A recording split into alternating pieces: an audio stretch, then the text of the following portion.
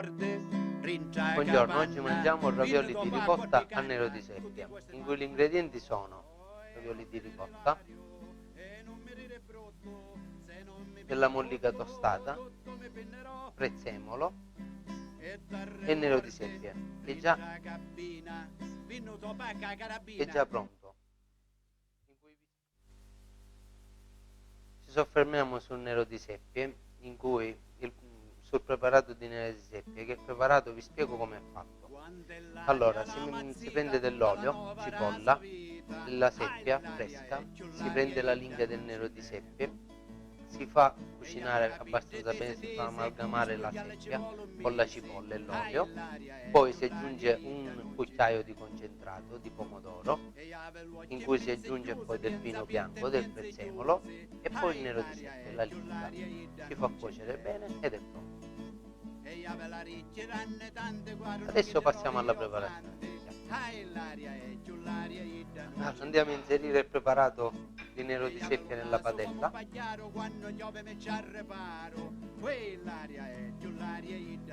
Nel frattempo facciamo cuocere i ravioli di ricotta.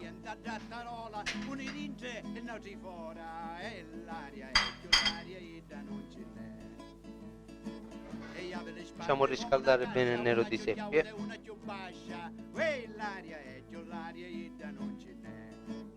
In cui la cottura dei ravioli sarà massimo 5 minuti.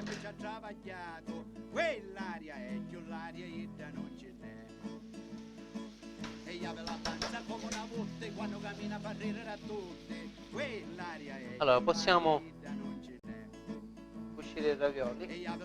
Come una palla, quando cammina tutto ci abballa, quell'aria è giù l'aria non ce n'è.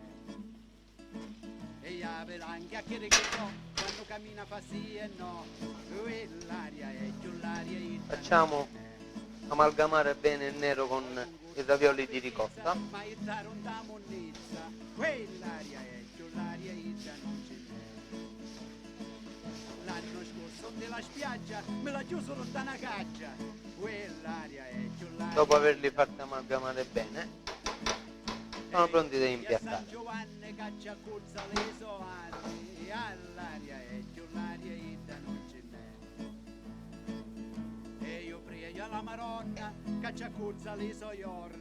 In cui la fonduta del piatto necessariamente deve essere bianca, in cui risalta abbastanza bene nero di seppia.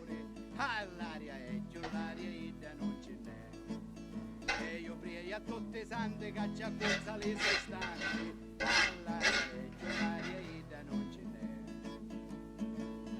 Mare sorte ne passai, che muoiono tutte le guai. Andiamo ad aggiungere la mollica tostata non ce n'è.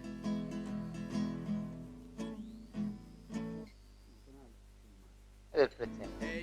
Andiamo ad aggiungere il prezzemolo. Il piatto è pronto, buon appetito. Mare sorte ne passai, che muoiono tutte le guai.